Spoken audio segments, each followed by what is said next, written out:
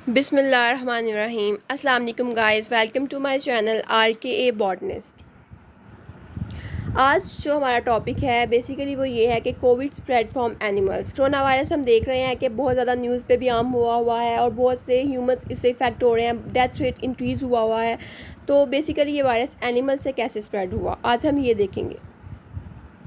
सबसे पहले what is corona virus. तो कोरोना वायरस क्या है? एक फैमिली ऑफ वायरसेस है जो कि ह्यूमन में रेस्पिरेटरी इलनेस कॉज करती है। ठीक है, अब कोरोना का नेम कहाँ से आया कि ये जो डायग्राम आप देख रहे हैं इसमें ब्लू कलर के क्राउन लाइक स्पाइक्स हैं, तो ये जो स्पाइक्स हैं बेसिकली इनसे ही नाम आया कोरोना वायरस। ठीक है, अब मिडल ईस्ट रेस्पिरेटरी सिंड्रोम और जो कुछ कॉमन कोल्ड्स हैं वो एग्जाम्पल हैं कोरोना वायरस की, जो कि ह्यूमन्स में इलनेस कॉज करती हैं। अब हम इसका इंट्रोडक्शन देखते हैं। अब कोरोना वायरस जो है मतलब सबसे पहले तो उसे एक निमोनिया के केस के तौर पे मतलब जाना जाता था। क्या हुआ कि जो चाइना की वुहान सिटी थी वहाँ पे निमोनिया के बहुत ज़्यादा अनएक्सप्लेन केसेस आना शुरू हो गए। तो डॉक्टर्स ने क्या किया कि जब उन्होंने ऑब्जर्व किया कि निमोनिया के बहुत ज़्यादा ही पेशेंट्स आना शुरू हो गए हैं, तो उन्होंने क्या किया, डॉक्टर्स ने इस पर रिसर्च करना शुरू कर दी। तो उन्होंने बहुत सी टीम्स बना के, डिफरेंट कंट्रीज़ के डॉक्टर्स ने एक टीम बना के उन्होंने जब रिसर्च की इस पर, तो उन्हें पता चला कि ये बेसिकली ये कोरोना वायरस है, जो कि जिसकी वजह से डेथ रेट भी इंक्रीज़ हो रहा है। निमोनिया के केसेस बहुत ज़्यादा थे, वो निमोनिया नहीं था, बेसिकली वो एक वायरस था जिसे हम कोरोना वायरस कहते थे। नेक्स्ट हम देखते हैं, इसी को हम कंटिन्यू करते हैं। तो इसकी डायग्राम हम देखें तो इसमें एक इसकी जो आउटर मेम्ब्रेन होती है, स्पाइक्स जो होते हैं उसमें एक एस प्रोटीन होती है। ठीक है, उसके बाद जो इसमें इंटरनल जीनोमिक RNA होता है, ये जो आप देख रहे हैं ब्लू कलर में, ये बेसिकली इन्फेक्शन कॉज करता है। क्या होता है कि जब इस मेम्ब्रेन की फ्यूजन होती है तो उसकी वजह से इन्फेक्शन जो है वो स्प्रेड आउट होना शुरू हो जाता है। अब जो फेमोस्टैट है वो क्या करता है कि इसके अगेंस्ट फाइट करने में हेल्प आउट प्रोवाइड करता है हमें, तो जो ये स्ट्रॉन्ग इनहिबिशन प्रोवाइड करता है बेसिकली फेमोस्टैट कोरोना वायरस के अगेंस्ट। नेक्स्ट हम देखते हैं कोविड स्प्रेड फ्रॉम एनिमल्स, जो कि हमारा बेसिक आज का मेन टॉपिक है।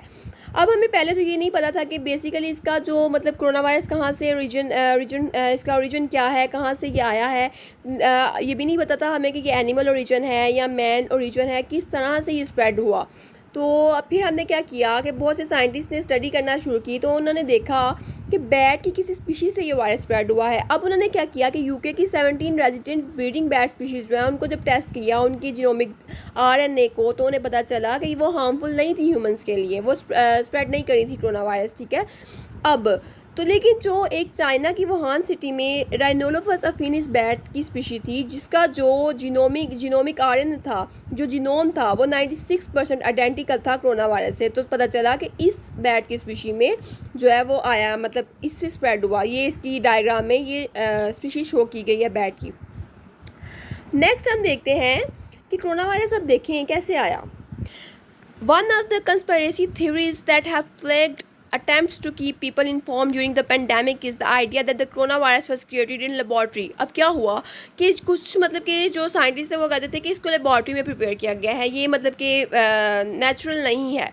लेकिन जब वो बहुत ज़्यादा जो थ्योरीज थी उन्होंने ये बताया कि नेचुरली आया है, इवॉल्व हुआ है, ये लेबॉर्ट्री में प्रिपेयर नहीं किया गया, ये एक एनिमल ओरिजिन है, मतलब बैट से आया है। अब ये बैट से किस तरह से आया है कि मतलब चाइना के जो लोग थे वो क्या करते थे कि बैट का सूप यूज़ करते थे अपने खाने में, जिसकी वजह से ये स्प्रेड हुआ। How exactly do we know that this virus has a zoonotic animal origin, not an artificial one. अब एक क्वेश्चन माइंड में आता है, हमारे आप सबके माइंड में भी आएगा कि मतलब हम कैसे कह सकते हैं कि ये लेबॉर्ट्री में प्रिपेयर नहीं किया गया। अब जो इसका आंसर है इस क्वेश्चन का, वो एक जेनेटिक मटेरियल और एवोल्यूशनरी हिस्ट्री जो वायरस की है और जो बैट्स की थी, इन दोनों का अगर स्टडी किया जाए तो उसमें ही ये आंसर जो है मतलब पाया जाता है कि ये जो है मतलब डिज़ीज़ जो है नेचुरली अक्रिंग है। अब वो लोग क्या करते थे, वो मतलब कि बैट के सूप को एक अपने खाने में इस्तेमाल करते थे। अब उन्हें तो नहीं पता था कि इससे एक वायरस स्प्रेड हो जाएगा, तो वहाँ से फिर ये वायरस जो है स्प्रेड होना स्टार्ट हुआ। नेक्स्ट हम देखते हैं कि जो जीनोम है कोरोना वायरस का वो सिमिलर था बैट कोरोना वायरस से दूसरे, जो कि मतलब कि अब ये जो बैट की स्पीशीज़ थी इसमें क्या था कि साइंटिस्ट ने कुछ ने सुजेस्ट किया कि ये जो है मतलब कि दूसरे बैट वायरस से ओरिजिन हुआ है कोरोना वायरस जो है RATG13। ठीक है, कुछ रिसर्चर्स ने ये कहा कि उनसे मतलब कि RATG13 जो एक बैट वायरस है वहाँ से ये मतलब कि ओरिजिन हुआ है इसका। नेक्स्ट हम देखते हैं कि कुछ रिसर्च पेपर्स ये कहते हैं कि जो कैट्स और फैरट्स हैं ये भी ट्रांसमिट करती हैं इन्फेक्शन एनिमल्स में, मतलब कि या फिर उनके मतलब कि इनसे भी जो कोरोना वायरस है वो स्प्रेड हुआ है। लेकिन ये इतनी मतलब ज़्यादा वो इसको इतना ज़्यादा माना नहीं जाता था, क्योंकि ये कुछ एक दो रिसर्चेज में था। मोस्टली ये कह रहे थे कि बैट से ही कोरोना वायरस जो है वो ओरिजिनेट हुआ है। तो नेक्स्ट हम देखते हैं what animal species can get corona virus. अब कौन सी एनिमल की ऐसी स्पीशीज़ हैं जिनमें कोरोना वायरस पाया जा सकता है। इसमें फेरट्स आ जाती हैं, cats, fruit bats, golden Syrian, hamsters, ये जो है मतलब कि ये इन्फेक्ट हो सकते हैं।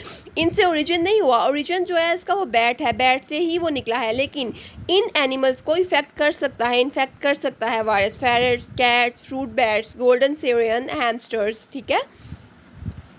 नेक्स्ट हम देखते हैं अब ये इसकी अगेन हम एक डायग्राम देखेंगे, डिटेल डायग्राम, कि इस वायरस में बेसिकली एक एम प्रोटीन है जो कि मतलब कि रिस्पॉन्सिबल है ट्रांसमेम्ब्रेन ट्रांसपोर्ट ऑफ न्यूट्रिएंट्स के लिए, ठीक है। ये जो बड रिलीज़ करती है और फॉर्मेशन होती है एनवेलप की। इसमें एक एस प्रोटीन है जो कि अटैचमेंट करती है टू होस्ट रिसेप्टर ACE2, जिसमें दो सब यूनिट्स हैं S1 एंड S2। S1 जो होता है वो डिटरमाइन करता है वायरस होस्ट रेंज को और सेलुलर ट्रोपिज्म बाय RBD, और जो S2 क्या करता है वो मेडिएट करता है वायरस सेल मेम्ब्रेन फ्यूजन को बाय HR1 एंड HR2। इसमें एक एनी प्रोटीन है, उसके अलावा जो क्या करती है एनी प्रोटीन और सेवरल एक्सेसरी प्रोटीन्स हैं जो कि इंटरफेयर्ड होती हैं विद होस्ट इम्यून रिस्पॉन्स और या फिर अननोन फंक्शंस। अब होस्ट फैक्टर्स देख लेते हैं। इसमें क्या आता है ह्यूमन एंजियोटेंसिन कन्वर्टिंग एंजाइम 2, मतलब HACE2 इसमें आ जाता है होस्ट फैक्टर्स में। अब इसमें अगर हम कुछ देखें तो अंडरलाइंग हेल्थ कंडीशंस जो कि मतलब कि इंक्रीज़ हुई थी, उसमें क्या था, hypertension, chronic obstruction, pulmonary disease, diabetes, cardiovascular disease. अब जो सीवियर कॉम्प्लिकेशंस थे उसमें क्या थी कि रेस्पिरेटरी डिजीज़ बहुत ज़्यादा थी, सेप्टिक शॉक था उसमें, ठीक है। ये चीज़ें जो है मतलब बहुत ज़्यादा कॉमन थी इसके ड्यूरिंग। अब वैक्सीनेशन हम देख लेते हैं कि मतलब इसके अगेंस्ट जो वैक्सीनेशन आई उसमें क्या था। तो जो कोरोना वायरस की जो वैक्सीन थी उसमें मतलब कि उसमें ये था कि मतलब कि वायरस और मतलब जो को stands for corona, VI stands for virus and D stands for disease, ये इसकी मतलब कि होल वो थी एक कि मतलब कोविड बेसिकली है क्या। इसकी एक्सप्लेनेशन ये है कि कोविड जो वैक्सीन है वो क्या करती है कि प्रोटेक्शन हमें प्रोवाइड करती है अगेंस्ट उस वायरस की। ऑब्वियसली जब किसी वायरस के अगेंस्ट कोई वैक्सीन आती है तो वो प्रोटेक्शन ही प्रोवाइड करती है उस वायरस के अगेंस्ट। तो क्या करती है, हमारी इम्यूनिटी को बूस्ट अप कर देती है कि हम उस वायरस के अगेंस्ट फाइट कर सकें। अब डिफरेंट वैक्सीन्स है कोरोना वायरस की, जिसमें फाइज़र बायोटेक आ जाती है, मॉडर्ना है, एंड इसके अलावा जॉनसन एंड जॉनसन जैनसन है। ये सारी वैक्सीन्स नहीं है, कुछ एक वैक्सीन है जो कि मैंने आपको इस अपनी स्लाइड्स में बताई हैं, ठीक है। अब नेक्स्ट हम देखते हैं टाइप्स ऑफ वैक्सीन। सबसे पहले फाइज़र बायोटेक है, ये वैक्सीन का नेम है। अब ये वैक्सीन वो लोग लगा सकते हैं जो कि 16 ईयर या फिर उससे ज़्यादा एज के हैं, ठीक है। अब इसकी 2 शॉट्स लगती हैं जो कि 3 वीक्स में मतलब कि लगती हैं। 21 डे के बाद एक शॉट इसकी एक दिन लगेगी, उसके बाद 21 डेज़ के बाद नेक्स्ट लगेगी। अब when are you fully vaccine, आप फुली वैक्सीन तब होंगे जब आपको इसकी दोनों शॉट्स लग जाएंगी। सेकंड है मॉडर्ना, ये 18 ईयर या फिर उससे ओल्डर लोगों को लगती है, ठीक है। इसकी भी 2 शॉट्स होती हैं, लेकिन इसमें क्या होता है कि जो मतलब कि उसमें फाइज़र में तो ये था कि 21 डेज़ अपार्ट, इसमें 28 डेज़ अपार्ट जो है दूसरी शॉट लगती थी। और एंड ऑब्वियसली इसमें भी तभी फुली वैक्सीन होंगे जब दोनों इसकी शॉट्स लग जाएंगी। थर्ड है जॉनसन एंड जॉनसन जैनसन, इसमें क्या है, ये 18 ईयर और ओल्डर को लगती है ये भी। और लेकिन फाइज़र और मॉडर्ना की 2 शॉट्स लगती हैं, इसकी सिर्फ एक ही शॉट लगती है, ठीक है। और आप इसमें आप तब फुली वैक्सीन होते हो जब आपको शॉट लग जाती है वैक्सीन की, और 2 वीक्स के बाद आप फुली वैक्सीन हो जाते हो। अब नेक्स्ट हम देखेंगे कि टाइप्स ऑफ वैक्सीन्स क्या हैं। इसमें होल वायरस आ जाती है, प्रोटीन सब यूनिट, न्यूक्लिक एसिड और वायरल वेक्टर, ये भी कुछ हैं टाइप्स ऑफ वैक्सीन्स, ठीक हो गया। तो बेसिकली कोई भी अगर आपको कोरोना के रिलेटेड कोई भी क्वेश्चन हो आपके माइंड में, you can comment below this video.